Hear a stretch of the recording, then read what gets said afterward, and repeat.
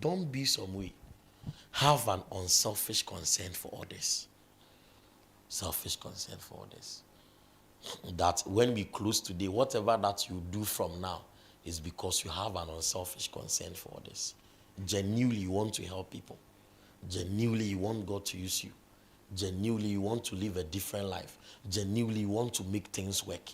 Genuinely, you want to be a blessing. You will not be struggling with instruction. You will not be struggling with following. And all your meeting times and your field works will make sense. Will make sense. Because you are fully involved with what you are doing. It will make sense. The next point is joy. You see, the joy speaks of having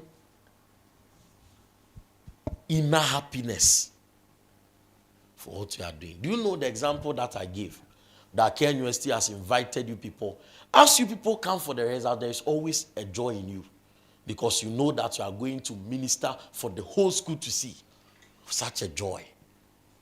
There is a kind of happiness. There is a kind of laughter. There is a kind of excitement. There is a kind of ecstasy in you. A kind of thrill in you. It's a sign that you have the Holy Spirit. If you are angry for being in church, you are sorrowful for being in church, all that you want is for church to close, for meetings to close, all that you want is for Saturday, you don't have the Holy Spirit yet. Having the, he said, but the fruit of the Holy Spirit, the result of the Holy Spirit in you is that you have unselfish concern for people. And number two, you have joy. As you're on the field, you are happy. Outside the field, you are happy. In church, you are happy. Outside the church, you are happy. It's like there is a kind of joy that can be taken from you. You know, sometimes you can be sad, you can be angry, you can be emotional, you can be overwhelmed by the things that you are doing. Like you can go through a lot of experiences that drowns joy. But it is the joy that stabilizes you. Without joy, you won't be stable. You will never be stable within. You are happy within. Can't you see that if you are happy within, you can flow with someone? But if you are not happy within, no matter how the person crack jokes, you can't laugh. Because within you, you are not happy. You must be happy within. One sign that the Holy Spirit is with you is that you are happy on the inside. Happy on the inside. It's a sign that the Holy Spirit is within you. You are happy on the inside. If I ask you, are you happy as a Christian? And you say no, there's a problem. There's a problem. There will always be issues. There will always be troubles. There will always be struggles. There will always be difficulties. There will always be disappointments. But you are still happy within. Happy within. The reason why you show concern for people, no matter what they do, is because you are happy on the inside. You don't need anyone to make you happy. You're already happy. And it's a sign that the Holy Spirit is in you. If no one makes you happy, are you happy? See, if you are not happy, you can't do what you are to do well. For example, you are in this church and you are not happy. It's not possible to do well. But you are not being happy because things are working for you, or because things are for you, or because everything is smooth. You are happy because of the Holy Spirit. That's what we are saying. Most people think that when they come to the university, they will be happy. Is it true? Most people think that when they move from level 100 to 200, they will be happy. Is it true? Most people think that when they complete university, they will be happy. Is it true? Most people think that if they get food to eat today, they will be happy forever. Is it true? Most people think that, well, if at the end of the day I get $1 million, I'll be happy. Is it true? No. A time will come, you will still not be happy. You see, if you are happy because of a material thing, then you always need material things to be happy. I said, if you are happy because of material things, then you always need material things to be happy. If you are happy because people make you happy, then you always need people to make you happy. Always need people to make you happy. True happiness is from the Holy Spirit. True happiness is from the Holy Spirit. You are blasted, but you are happy. You are disappointed, but you are happy. It's like you are happy daily on the norm. See, all the time you see Apostle laughing, you see Apostle always in a good mood. Is he not pretending? No. There is joy on the inside. The Holy Spirit gives that joy. You can bury that joy with emotions.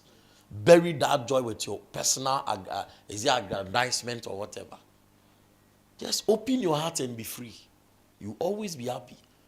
Anytime if you are thinking, you won't be happy. If you are always even daydreaming, you won't be happy. And if you are thinking about things that won't happen, you won't be happy. And if you are always worried and you are afraid, you won't be happy.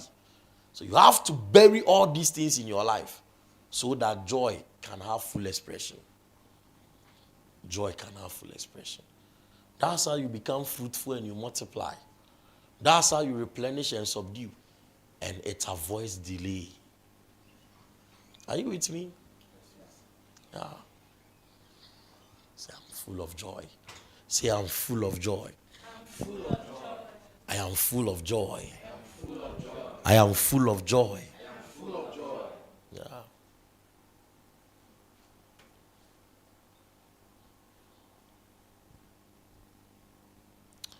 Joy will do so much for you. Joy will help you not to see the wrong things. Joy will help you not to see the hurt. Joy will help you not to see the pain. I said, joy will help you not to see the wrong things. Joy will help you not to see the hurt. Joy will help you not to see the pain. Joy will help you not to see the tiredness. Joy will help you not to see the stretching. You will not see it because you are full of joy. You are full of joy. You are full of joy. Full of joy.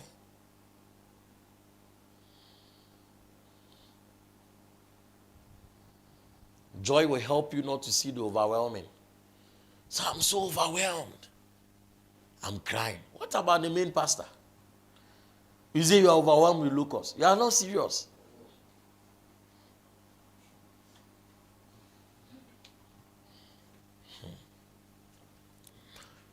Tell somebody you need joy.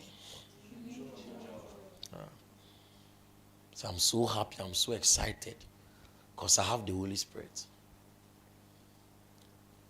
Things happen to you naturally, and that doesn't make things right. For example, if your parents have blasted you and you are so sad and you come to church, no matter the good we do here, you will never see it. No matter how we are trying to make you see that, oh, don't worry, everything will be fine, you won't see it. But if you are happy and you are full of joy, nobody would have to even tell you these things. So you are full of joy. Sometimes we make the terrible decisions because we are not full of joy. Sometimes when you hurt and you don't want to be in church, when you hurt and you don't want to serve God because you don't have joy on the inside. If you are full of joy, if you are full of joy, if you are full of joy, some things will not even come to mind. No. Some things will not even come to mind. I'm telling you. Some things will not even come to mind. You seem to forget the things that can make you sad. You seem to forget the things that can make you sorrowful. That means you have joy. Having joy will make you forget the things that will make you sad. Will make you forget the things that will make you unstable. Will make you worried. You forget them. Why? Because you are full of joy. Some people, the lack of the Holy Spirit, for them to be joyful, they need alcohol. But that is for a moment. They need all these things just to forget their sorrows. But that is for a moment. But with the Holy Spirit, you are on joy. You are on joy every day. Every day. Every day. So I'm happy. If not, the moment you are not joyful, your ears will be open to the devil. And it's so easy. Your ears will be open to, if you are not joyful, or there is no joy in your heart, your ears will be open to the devil. Then the devil will begin to talk to you. Can't you see that you are wasting your life? Can't you see this is not helping you? What Afaviano told you, can't you see that's the same thing that is happening? It is better to stop the church now before it is too late. Can't you see this? So the devil will now begin to minister to you because you don't have joy. How did the devil begin to minister to Peter? Because Peter at a point became scared. Peter at a point became worried. Peter at a point became selfish. And that selfish drove him to the place of sorrow. He fired Jesus, number one. And number two, he betrayed Jesus. And what did Jesus say? Get thee behind me, Satan. Because Jesus knew that where Peter is coming from, he has been battered by another spirit. So that is why those who rebel or those who leave church, suddenly they become quiet. Suddenly they get an independent spirit. It's because their ears are opened to the voice of the devil. Let me tell you something. Be full of joy so that the devil don't speak to you. All of us, the devil speak to us. You are not too special for the devil not to speak to you. But it is what you do that he doesn't speak to you. Number one, if you are concerned about others. And number two, you are always full of joy, happy with the fact that you are doing what you are doing for God and you are in God. And nothing moves you. Always happy, always joyful. The devil can't speak to you. The devil can't speak to you. This is why I tell you that when the devil speaks to you, this is what happens. When the devil speaks to you, as the first stage, you enter into processing what the devil has said. As you enter into processing what the devil has said, then you enter the next phase where you begin to get affected by what you have processed. Then as you get affected by what you have processed, then the next phase is that it becomes. Then as it becomes your reality or you begin to see it, the next stage is that you leave the church. So you don't just leave the church. Number one, the devil will speak to you. See, sometimes it is your CWA that makes you sorrowful. That means that joy is replaced with sorrow. Then your ears are open to the devil. It is when you are disappointed. It is when you are blasted.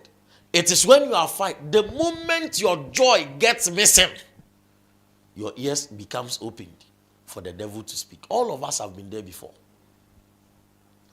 You see, the moment you lost your joy, then the devil spoke. But the devil wasn't speaking. And even if the devil was speaking, you were not hearing. But the moment you lost joy, you heard the devil clearly. Then at that time, you fight it by not giving in to it, or you talk to someone about it. But if you don't fight it by not giving it to it or by not talking to someone about it, number two, you process it. So it is true, Charlie. Me nah, I don't even know what I'm doing, blah, blah, blah. This is not like, it's not like the TPM is the only church at the end of the day. I mean, if I go out, I'll be able to work on myself well. I'll be able to, it looks like I don't even have time for myself and this and that and that. So now he has left you to be processing it because you couldn't talk to anyone about it. And the moment you start processing it, then it begins to affect your mind. So anytime you come to church, you are not happy.